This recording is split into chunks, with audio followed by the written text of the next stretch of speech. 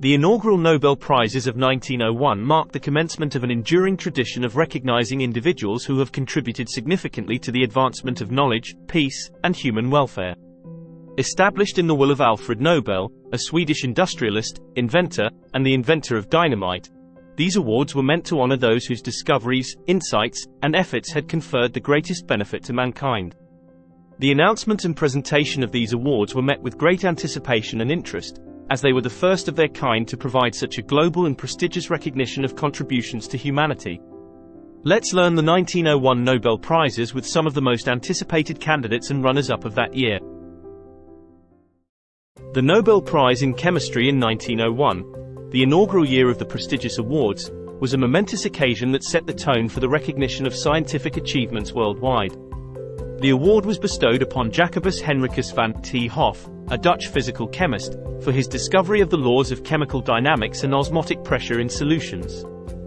Van 't Hoff was acknowledged for his pioneering work on the rates of chemical reactions, chemical equilibrium, and osmotic pressure, key concepts in the study of chemical processes. His work laid the foundational stones for the development of chemical kinetics and physical chemistry as distinct scientific disciplines. Van 't Hoff's law of osmotic pressure was particularly revolutionary, providing a thermodynamic explanation of osmosis that accurately described the behavior of solutions and predicted the lowering of the freezing point and the elevation of the boiling point of the solvent in a solution. While the Nobel Prizes maintain confidentiality regarding nominations and deliberations for 50 years, it is widely acknowledged in historical accounts that Svante Arrhenius, another giant in the field of physical chemistry, was also a strong contender for the first Nobel Prize in chemistry. Arrhenius was renowned for his theory of electrolytic dissociation, which explained the electrical conductivity of electrolytes. Arrhenius's theory, proposed in 1884, was initially met with skepticism but gradually gained acceptance and formed a cornerstone of physical chemistry. The decision to award Van 't Hoff over Arrhenius might have stemmed from the Nobel Committee's desire to recognize a body of work that had immediate and clear practical applications, as well as its profound theoretical implications. Van 't Hoff's laws were quickly adopted in various chemical and physiological studies, showcasing their wide-ranging impact. The reaction to Van 't Hoff's win was generally positive within the scientific community, as his contributions were well regarded and had earned him a distinguished reputation across Europe. However, as with any selection process involving multiple deserving candidates, there were discussions and speculations about the merits of other potential nominees.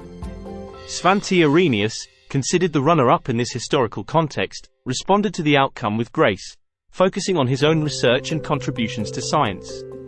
He was subsequently awarded the Nobel Prize in Chemistry in 1903, affirming his status as a pioneering scientist in his own right. The scientific and broader community's reaction to Van 't Hoff's award was largely one of agreement and recognition of his seminal contributions. Although debates about potential winners are inherent to any award process, the Nobel Committee's decision in 1901 was seen as a commendable choice, honoring a scientist whose work had significantly advanced understanding in chemistry. The awarding of the first Nobel Prize in Chemistry to Jacobus Henricus van 't Hoff over other contenders like Svante Arrhenius reflects both the challenges and the excitement of recognizing scientific achievement. While there will always be debates and discussions about what might have been, the selection of Van 't Hoff underscored the Nobel Committee's commitment to honoring discoveries that offer profound insights into the natural world. This inaugural award set a precedent for excellence and innovation, values that continue to define the Nobel Prizes to this day. The prestigious award in physics was given to Wilhelm Conrad Röntgen for his discovery of X-rays, a breakthrough that not only revolutionized medical diagnostics but also opened new pathways in physics. Its discovery in 1895 was serendipitous. While experimenting with cathode rays, he observed a fluorescent glow of crystals on a table near his tube, which led to the discovery of a new kind of ray, which he termed X-rays. This discovery allowed for the visualization of the internal structure of objects, including the human body, without invasive surgery. Röntgen's work provided the first steps towards modern diagnostic radiology and had a massive impact on both medicine and physics, offering a new tool for investigation. Although specific runners-up are not officially recognized due to the Nobel Committee's confidentiality policies, it's speculated in historical discussions that Hendrik Lorentz was among those considered for the inaugural physics prize. Lorentz was known for his work on the electromagnetic theory of light, which later contributed to the development of special relativity. His contributions to theoretical physics, especially the Lorentz transformations, were pivotal in the advancement of physics in the early 20th century. The choice of Röntgen as the first physics laureate was widely applauded. His discovery was seen as a direct and tangible benefit to humanity, aligning with Alfred Nobel's vision of awarding those whose work conferred the greatest benefit to humankind. Röntgen's X-rays could be immediately applied in medical diagnostics, making them a groundbreaking tool for non-invasive treatment and research. The scientific community and society at large received the news of Röntgen's award with enthusiasm and pride. The ability to see inside the body without incision was nothing short of miraculous to both the public and professionals in the field. It symbolized the power of scientific discovery and its potential to revolutionize healthcare and other domains. Hendrik Lorentz, while not officially acknowledged as a runner-up, continued to be a significant figure in physics and was later awarded the Nobel Prize in 1902, alongside Peter Zeeman, for their work on the influence of magnetism on radiation phenomena. This highlights the Nobel Committee's approach to recognize foundational contributions to science that have broad implications. The awarding of the first Nobel Prize in Physics to Wilhelm Conrad Röntgen was met with widespread acclaim and seen as a fitting tribute to a discovery that bridged the gap between theoretical physics and practical application. While discussions about potential nominees and what-ifs are natural, the selection of Röntgen underscored the Nobel Committee's commitment to honoring discoveries with immediate and significant impact on society. The legacy of the Nobel Prize in Physics, beginning with Röntgen, continues to celebrate the curiosity, ingenuity, and perseverance of scientists in unraveling the mysteries of the physical world. The Medicine Award was given to Emil Adolf von Behring for his work on serum therapy, particularly its application against diphtheria, which at the time was a devastating disease. Behring's pioneering work not only opened new avenues in medical science but also saved countless lives, embodying the spirit of the Nobel Prize. Emil Adolf von Behring's groundbreaking work on serum therapy represented a monumental leap forward in the fight against infectious diseases. By discovering that it was possible to use the serum from vaccinated animals to prevent and treat diseases like diphtheria in humans, Behring laid the foundation for the field of immunology. His work directly led to the development of the diphtheria antitoxin, the first major success of the emerging field of immunotherapy, and significantly reduced the mortality rate from this dreaded disease. While the Nobel Committee's deliberations are confidential, and there are no official records of runners-up for the Nobel Prizes, it is widely believed that Robert Koch, a leading figure in microbiology, was also a strong candidate for the first Nobel Prize in Physiology or Medicine. Koch's postulates established the criteria for proving the cause of infectious diseases, and his discovery of the tuberculosis bacillus in 1882 was a landmark in medical microbiology. The selection of Emil Adolf von Behring as the recipient of the Nobel Prize was met with widespread acclaim in both the scientific community and the public sphere.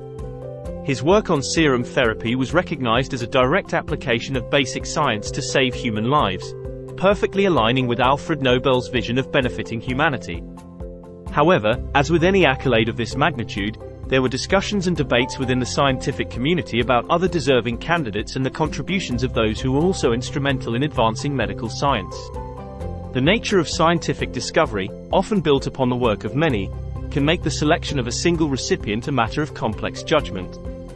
Although not officially recognized as a runner-up, Robert Koch's foundational contributions to the field of bacteriology and infectious diseases were undoubtedly of Nobel caliber. Koch himself was awarded the Nobel Prize in Physiology or Medicine in 1905 for his investigations and discoveries concerning tuberculosis. The reaction to Behring's award was generally positive, with the scientific community and the general public acknowledging the immediate and practical benefits of his serum therapy against diphtheria.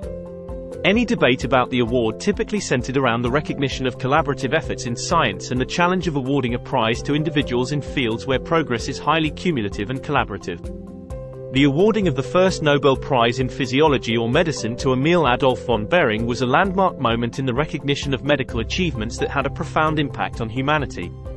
While discussions about potential nominees and the collaborative nature of scientific discovery are inherent to the Nobel Prize's history, Behring's selection underscored the Nobel Committee's intent to honor those whose work had brought about tangible improvements in human health and survival. The legacy of the Nobel Prize in Physiology or Medicine, beginning with Behring, continues to highlight the importance of medical science in advancing human welfare. The Nobel Prize in Literature in 1901 marked the beginning of a tradition to honor literary achievement that reflected Alfred Nobel's vision of a better, more enlightened world.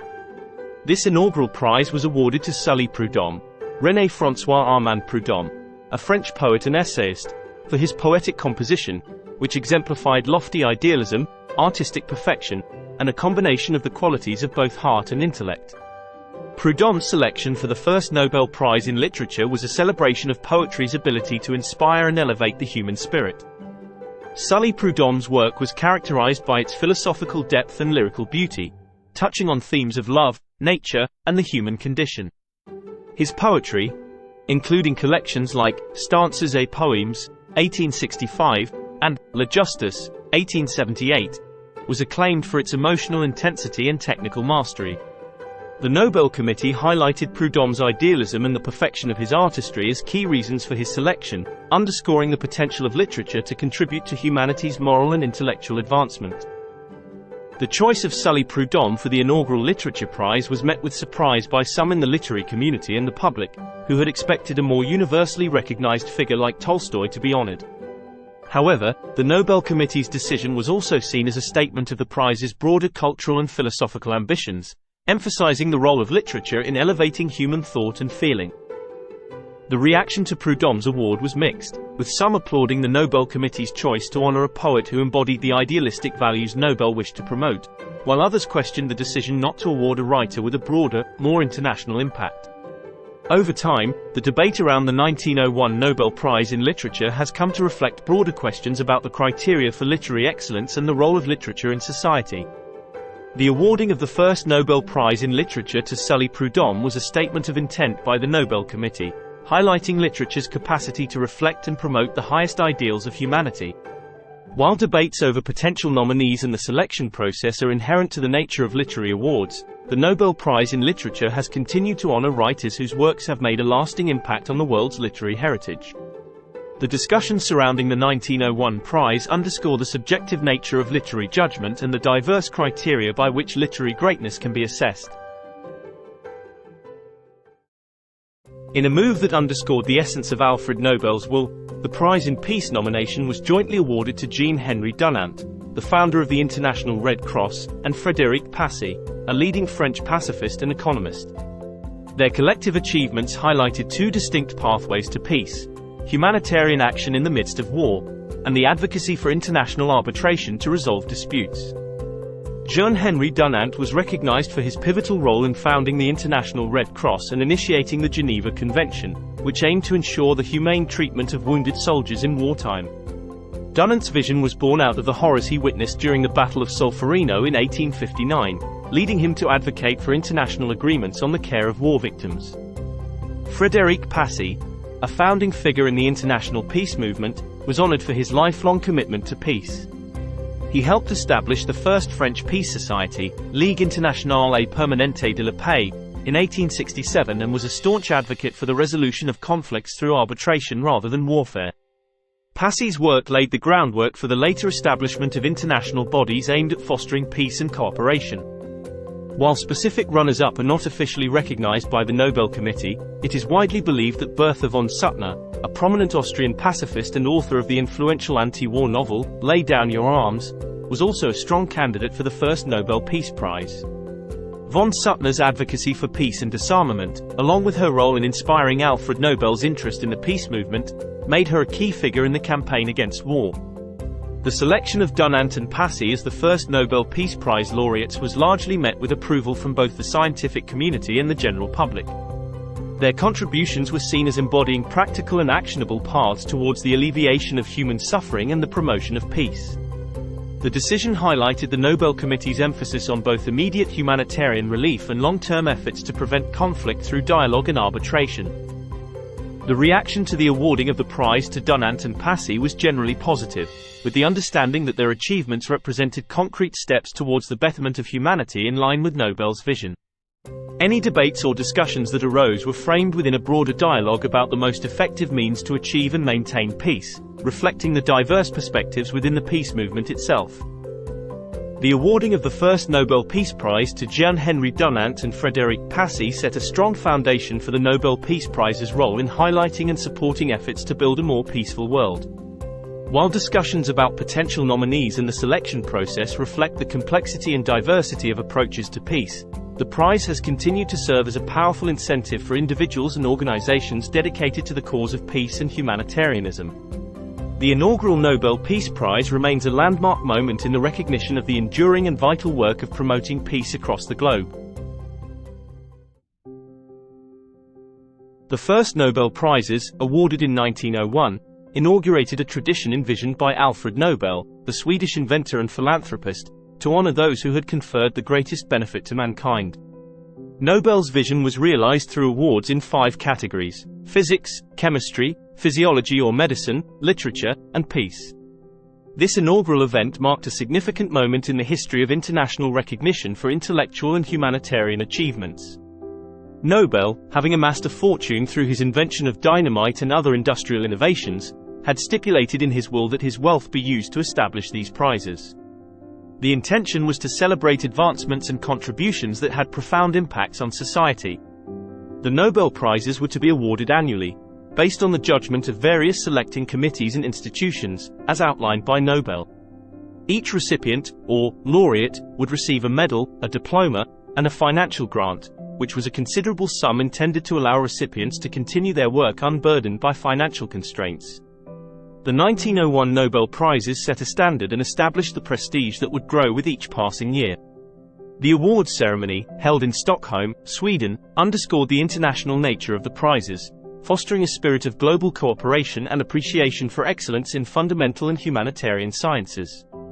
This first presentation of the Nobel Prizes thus laid the groundwork for over a century of recognizing and encouraging the outstanding contributions that continue to inspire, benefit, and elevate mankind across the world.